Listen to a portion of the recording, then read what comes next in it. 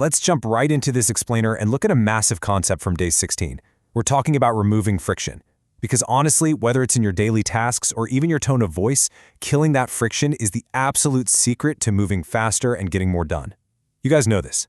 Every business, every project, literally your entire morning routine is a system. And every single system out there really only does one of two things. It either creates momentum or it creates friction. So today, we're going to unpack exactly how that friction sneaks in and, way more importantly, how to systematically crush it. So let me ask you something. Are you driving with the parking brake on? Seriously, ask yourself that. Because grinding harder while ignoring all this underlying friction is exactly like jumping into a ridiculously powerful sports car, revving the engine, and trying to take off while the emergency brake is still yanked all the way up. You can picture it, right? You're sitting in this incredible machine, foot absolutely pinned to the floorboard. The engine is screaming, you are burning through fuel like crazy, but you're barely creeping forward. It's high effort with zero forward movement. And man, this is the agonizing reality for so many professionals. They're chasing more clients, chasing more sales, just constantly on the grind. But behind the scenes, they're burning a massive amount of energy just to stay in the exact same spot. It's crazy because we've all been sold this myth that to succeed, you just have to push harder. Wake up at 4 a.m., stay up past midnight, take on 1,000,000 tasks, and just push yourself to the absolute brink. But here is the hard truth we really need to accept. Sheer effort, no matter how intense, can never, ever overcome a fundamentally flawed system. So what does a broken system actually look like? Well, you'll know it when you see it. It's when files just magically disappear into the void. It's when crucial messages slip through the cracks. Customers are left waiting way too long, or you find yourself doing the exact same manual, mind-numbing task every single day. If your day feels like one giant game of whack-a-mole, where you're constantly putting out fires, you're definitely moving, but you are not progressing. Think of your daily energy like a massive water pipe. From the outside, everything looks perfectly fine. But hidden all along the length of that pipe are dozens of tiny, microscopic leaks. If you just try to pump more water in at the source, which is basically what you're doing when you work longer hours, most of that water is still going to escape before it reaches the end. The solution isn't to get a bigger pump. The solution is fixing the leaks. And that's why we need a total mindset shift. Before you instantly default to wondering how you can squeeze 3 more hours out of your day or how you can work more, you have to hit pause.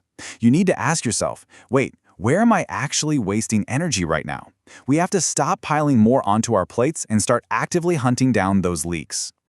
Day 16 really hits the nail on the head by calling this the hidden tax. Every unnecessary step, every time you have to fix a preventable mistake, every disorganized workflow, it all acts like a silent tax on your success. It's literally robbing you of your time, which we all know is your absolute most valuable asset. The heavy hitters out there, they don't just put their heads down and pay this tax. They build systems to avoid it completely.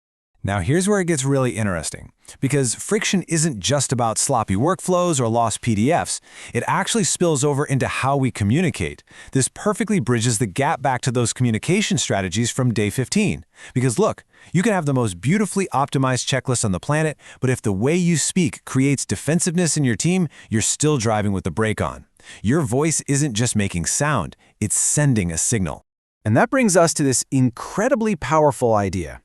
Calm is contagious. Listen, before anyone processes the actual words you're saying, they are instinctively judging your tone. A single phrase can sound super supportive or completely threatening, purely based on delivery. Most of us never even think of our tone as a system we can actually control. But if you want to steer a tough conversation, you have to steer the emotional temperature of the room first. When the pressure's on, human nature tells us to push harder, right? We speak faster, we get louder, we use sharper words thinking it'll make people agree with us. But the total opposite happens. The second your voice gets aggressive, people stop listening to your logic and they immediately go into self-protection mode. And when emotions take the wheel, logic gets shoved straight into the trunk. Imagine you're on a flight and suddenly you hit some really nasty turbulence. The plane is shaking, everyone is gripping their armrests, getting super nervous. Now, if the pilot gets on the intercom and sounds panicked or shouts, pure terror is going to spread through that cabin. But if that same pilot speaks slowly, clearly, and calmly, something amazing happens. Everyone exhales. They feel safe. The bumpy air outside hasn't changed one bit, but that controlled tone instantly neutralized the panic inside. So instead of bringing that aggressive, high-stress energy, try channeling the smooth, steady rhythm of a late-night radio host.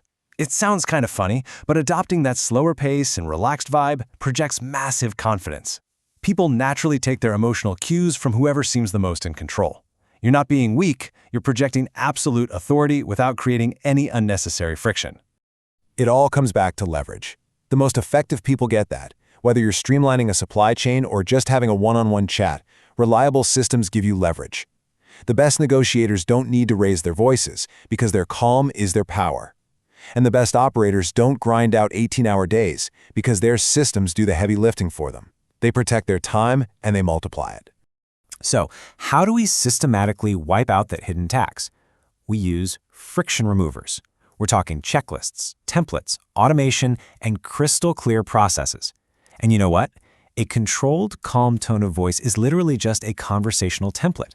It's a tool you use to make sure people cooperate because they feel respected rather than threatened. Okay, so let's make this actionable. Straight from the Day 16 framework, here is your first challenge. Pick just one daily task that takes you about 15 minutes and put it through these 4 filters. First, ask, can I simplify this? Second, can I make a checklist so I don't have to waste brain power remembering how to do it? Third, can I automate any part of it? And fourth, my personal favorite, can I just stop doing this altogether? Just imagine the momentum you'd build if you eliminated 1 point of friction every single week. Challenge number 2 is all about your next high-stakes conversation. The next time you're in a tense meeting, I want you to intentionally pause before you speak. Slow your roll, drop the pace, and end your sentences with a confident downward inflection. Just watch how the emotional energy in the room completely settles down. It's almost like magic. The calmest person in the room is almost always the one with the most influence. I want you to really think about this question today. Where exactly is the parking brake still engaged in your life? Where is your energy leaking out? Is it a messy workflow you've been ignoring? Or maybe it's letting frustration spike your tone of voice and accidentally shutting down your team? Pinpoint those leaks